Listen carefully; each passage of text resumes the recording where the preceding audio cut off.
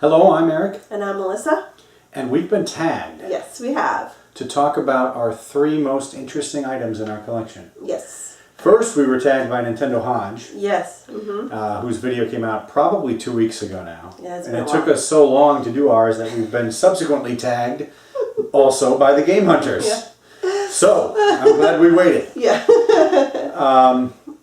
We're going to kind of, since we were tagged together, we're going to kind of, the numbers don't quite add up. Yeah. We've got 5 or 6, depending. 5-ish things, yeah. It's weird, so we'll see how we combine them. All right. But since I was going to start. Yeah, go ahead. Since I have one more than you do. Okay, that's fine. All right, so this took, I wanted to, for interesting things, I wanted to think of things that were both obscure, which are things that not many people know about, and rare, which are not many things that not many people have. And of course it has a personal attachment to us. And it's not something that we've talked about before. Right. We had several things, but it's like, well, we kind of just talked about that. Yeah. So. Like Nintendo Hodge mentioned our James Buster Douglas box, and we talked about that in our Portland video. So Yeah. we're not going to cover that one again. But it's pretty cool. But it is pretty cool. And it definitely would be one of the more interesting things. Yeah. But I tried to pick things that were things that we hadn't talked about really or shown before in any of our videos. Right. So the first thing I'm going to start with is my boxed Samba de Amigo maracas. Samba. Now, this is maybe a little bit obscure.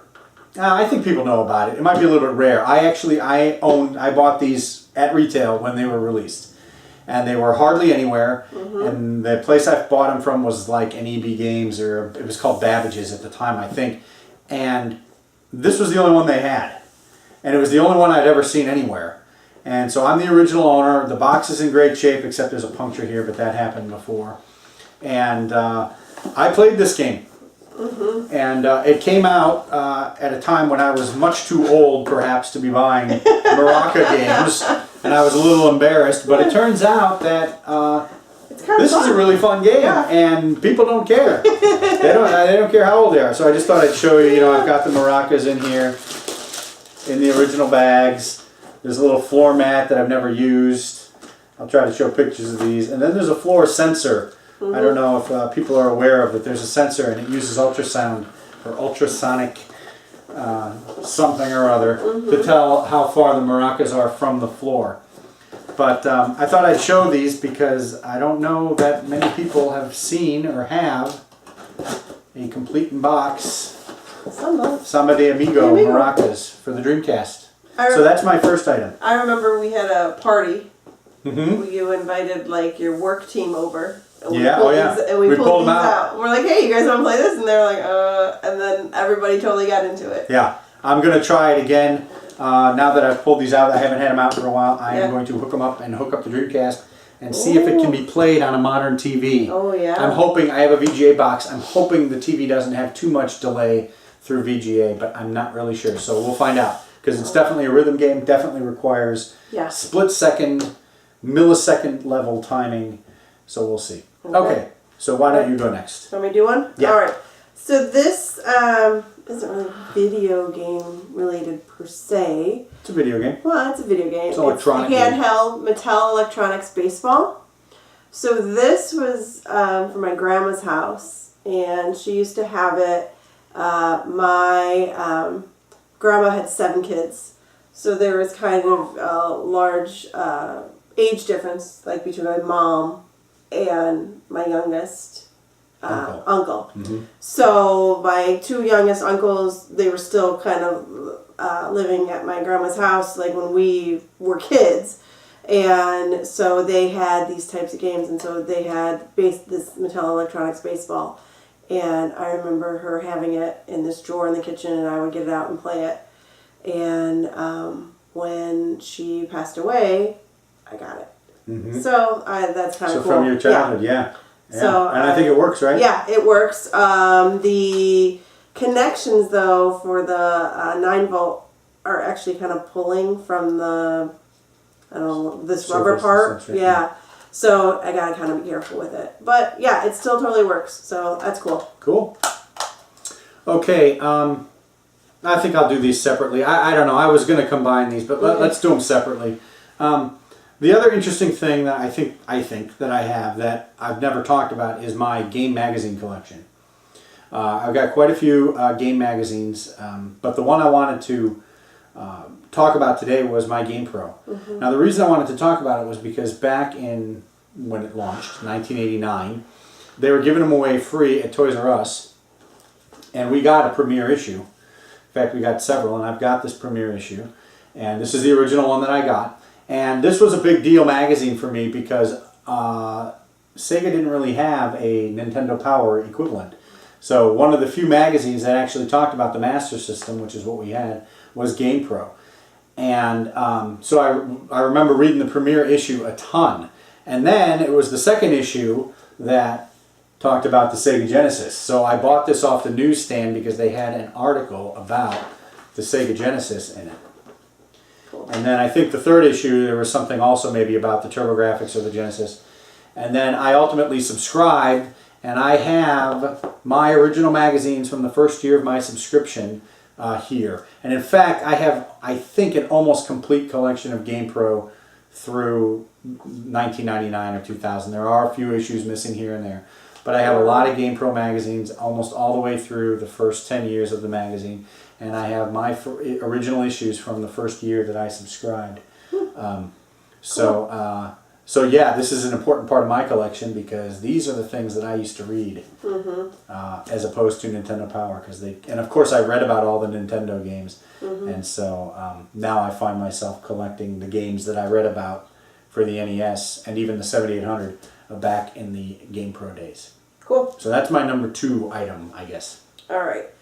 And I'm going to, we've shown this one before, but I really like it. So I'm going to show it again. So this was the plaque that the Game Hunters had given us this just this October in 2016 at the Portland Retro Gaming Expo. Yep. And I just thought that was so sweet, and I just love the way it looks. And we love it. It's got a place on the wall already. On the wall. And so yeah, that's great. That'll always be a cherished part of our collection. Gifts from friends. Yeah. Excellent. All right. And the last thing I want to do, which is I think pretty obscure. Or it's not obscure. That's not the right word. It's rare. I don't know how many people have these. And maybe it's not a big deal, but back again, speaking of the Master System, back in the late 80s and early 90s, there weren't a lot of tips for Master System games. I mean, there were some in Game Pro, but we actually wrote directly to Sega asking for help. And we think, I'm not sure, these are photocopies, we think they sent us these letters, which were their game counselor, if they even had such things, their game counselor's notes on the games. And apparently we wrote about every game we owned at the time, because we've got them. We've got Alex Kidd here. We've got notes. These are from Sega of America. Zillion, Alien Syndrome, Action Fighter. These are all the games we had. Double Dragon, Penguin Land, and then this one has a bunch of games on it, including Space Harrier, which is the one we probably wrote about. Choplifter, Zillion 2, okay, R-Type, okay, so we're getting into these. And then maybe the best thing of this is that we got our Master System in 1988. By 1989, the summer, so like 6 months later, we learned they were doing a Genesis. And I can tell you, I was none too pleased after having the Master System for only 6 months to learn that Sega, because I was used to the Atari, which seemed like it was out forever. After 6 months of having a Master System, we learned that Sega was doing a new system that was better. So I wrote to them to ask if that was true, and we got a letter from Judy, I can't read the last name, in customer service, June 29th, 1989, responding to us with a, I guess it's like a press release for the Sega Genesis. It's got talking points about the Sega Genesis and the discussion of the top of the first approximately 25 games are scheduled to be released. And they talk about all those games. So this is something that I've held on to for, I guess, almost 30 years now. Our original correspondence with Sega about hints from the Master System and a Sega Genesis press release. You can tell I was really curious to get information about the Genesis, buying the Game Pro, and then writing to Sega directly. But these came from Sega of America at a time when, I don't know, no one even knew what Sega was, I mean, other than arcade games. So I've held on to these. So these are like, maybe of general interest, I don't know. Like guides, like... Yeah, they got codes and tricks and hints and maps and... Yeah. Cool. Stuff that we didn't know. We never... Yeah, stuff that we didn't know about, and that was never even in Game Pro.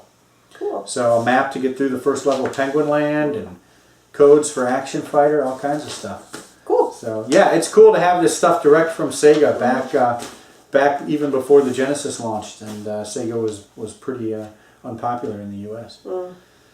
Yeah. So okay. That's it. Those are our 3 or 5, whatever, 5 items, I guess, of interest in our collection. Or do we gonna tag? I wasn't going to. Do we have anybody to tag? Oh yeah, we had one person we want to tag. Yeah, go ahead. Okay, I want to tag Round 2 Gaming. Oh, Round 2, right. That's not who I was thinking of. Okay, well then you tag. Round 2. I'm going to tag Round 2 because I want to see him. What's the most interesting thing in a collection of a million? Yeah. What he feels his top 3 things are. If he can narrow it down to 3. Dean's got tons of good stuff, so let's see what he considers the most interesting. I want to see it, Dean. No, I thought you were going to say Ramvox. Oh, no, you wanted to. Because we want to see... I don't know if he's quit YouTube or not. I don't know if he made that announcement. If he did, I apologize. But he hasn't done a video in a while, so we want to encourage him to do another video. Yeah. And 2, he lives in Japan. Yeah. And he's got to have some interesting stuff. Some cool Japanese stuff? Some cool Japanese stuff from the Ramvox. So yeah, let's tag those 2 guys and see if we can keep this thing going. All right, sounds good. All right, that's it. If you enjoyed the video, like us and subscribe.